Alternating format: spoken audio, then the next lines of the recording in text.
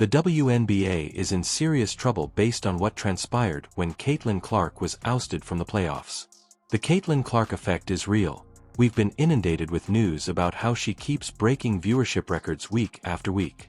It seems like every time she steps onto a basketball court, millions of people watch to see what she will do next, and the reason is simple: she is electrified. Her dynamic playing style has revolutionized the women's game and taken it to a new level. But now that her team has been eliminated from the WNBA playoffs, we're beginning to realize how much she actually means to the sport.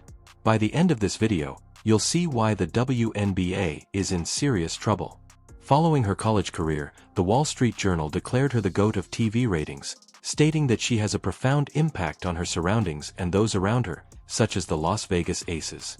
The Los Angeles Sparks originally intended to play their first 5 home games at Long Beach State, but due to renovations at their regular stadium, they moved 3 games, including a May 24th meeting with the Fever, from the college facility back to the arena they share with the NBA's Lakers.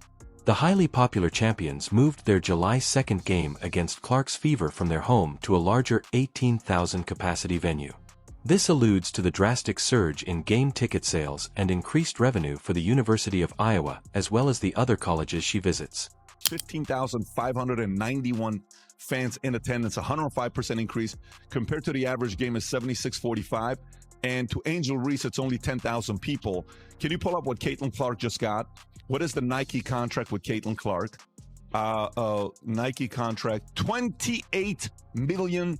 Yeah. With 9.9 million viewers, the 2023 National Championship game broke the previous record for women's college basketball attendance. Due in part to her long-range three-point shooting, she attracted casual viewers to the championship game between the Iowa Hawkeyes and LSU Tigers. LeBron James and Travis Scott were among the celebrities who watched, and an additional 12 million people tuned in, making it one of the most watched college basketball games ever for men's or women's teams. On March 3, 2024, she defeated Ohio State, surpassing Pete Maravich to become the NCAA Division I all-time top scorer, with an average of 3.39 million viewers. Since 1999, it was the most watched college basketball game of the women's regular season on Fox and all networks combined. Following the craze for her college merchandise, Dick's Sporting Goods announced that it would be selling Clark Fever apparel in all 724 of its stores. The same thing happened when she joined the WNBA.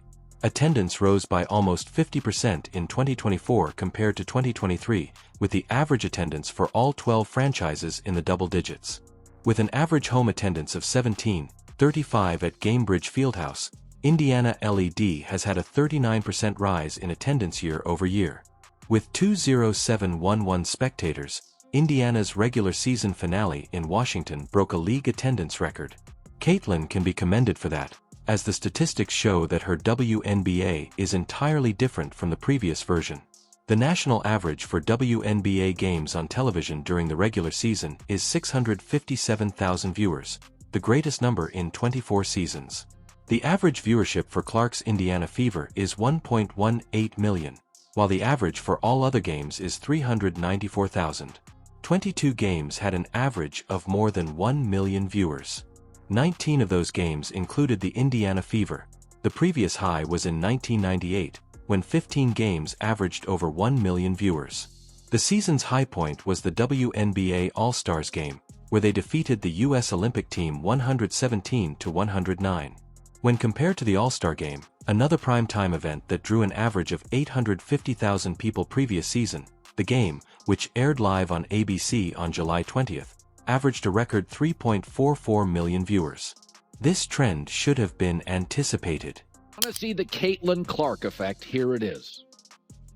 Bad team, small market, and they are worth more, the Indiana Fever, than the Los Angeles Sparks, the Dallas, Atlanta, Washington teams, and almost equal to a team in Chicago. Perhaps unsurprisingly, Caitlin's eagerly awaited WNBA regular season debut broke ESPN's WNBA viewership records. Prior to this season, the WNBA had no game with more than 1 million viewers since 2008, when the Indiana Fever rookie scored 20 points as 2.1 million fans watched across ESPN2, ESPN+, and Disney+. It was also the most watched WNBA game on any ESPN platform in history. The game between the Fever and Sun peaked at 2.3 million viewers. The first WNBA rivals, Caitlin Clark and Angel Reese, played in the most watched regular season game between the Indiana Fever and Chicago Sky. Chicago defeated Indiana 88-87 in the game, which broadcast on ESPN on June 23 and averaged 2.35 million viewers. It was the most watched WNBA game in 23 seasons. Another Indiana vs. Chicago game on CBS had an average of 2.25 million viewers the week before. All boats rise with the tide, and Caitlin is that tide. However, now that the tide has passed, Caitlin's team is officially out of the playoffs, and the consequences are becoming apparent.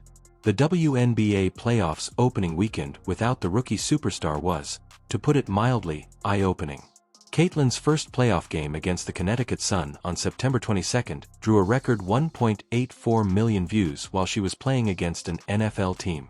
She followed it up on Sunday with a record-breaking 2.54 million viewers for Game 2, but the WNBA suffered the worst conceivable result. The New York Liberty are currently the only teams vying for the WNBA championship after Caitlin and her team lost both games and were declared out of the playoffs. The reigning Las Vegas Aces champion the ties between Minnesota and the Sun. Even while there are still some well-known players like Asia and Sabrina Ionescu, they are just not Caitlin Clark. Nobody is actually playing the opening game between Liberty and the Aces. A rematch of the WNBA Finals between two of the league's most successful and well-liked teams from the previous year drew an audience of 929,000. ESP had announced now this is 50% less than the Fever's Game 1 against the Sun. Still, it was historically good for any WNBA playoff game that doesn't involve Caitlin, as it was better than any of the TV numbers for the finals games between the two teams last year. Meanwhile, Game 1 of the Sunlink series was even worse. They had an audience of just around 650,000. Both of those games have also fallen well behind some of Caitlin's regular season games in terms of viewership as well. In early September, Clark's Indiana Fever played in front of a TV audience of 1.26 million viewers in a game against the Minnesota Lynx that was played at the same time as Week 1 Friday night NFL game between the Philadelphia Eagles and Green Bay Packers, and Caitlin's first regular season finale against the Washington Mystics on September 19, a total of 20,711 fans that showed up at Capital One Arena set a new record for the highest attended WNBA regular season contest on the TV front. Cain made the Fever the most watched team in the WNBA by a landslide in her rookie year, as the 14 most watched WNBA games of the season all included the Fever, and this isn't the first time that we have seen the ratings take a nosedive without Caitlin Clark. One reason why there was such pushback when Caitlin didn't make it onto Team USA's Olympic team was because everyone wanted to see her play internationally, and without her barely anyone tuned in to watch the squad play. Nevertheless, for Team USA's game, rife with stars, expected to blow out their competition, they drew the worst crowd. Lowest attendance of the Olympics. Someone made the claim that Caitlin would have received all the attention if she had been on the Olympic team, which might have diverted the group from their main objective, which is to win a gold medal. Yes, that claim may sound absurd, but some people do think it makes sense. But it appears that leaving her off the team has backfired even more. It's about competition. It's about competition. It's about competition, right? How does it feel, Team USA, to have 6 games? 4 of them drew over 20,000.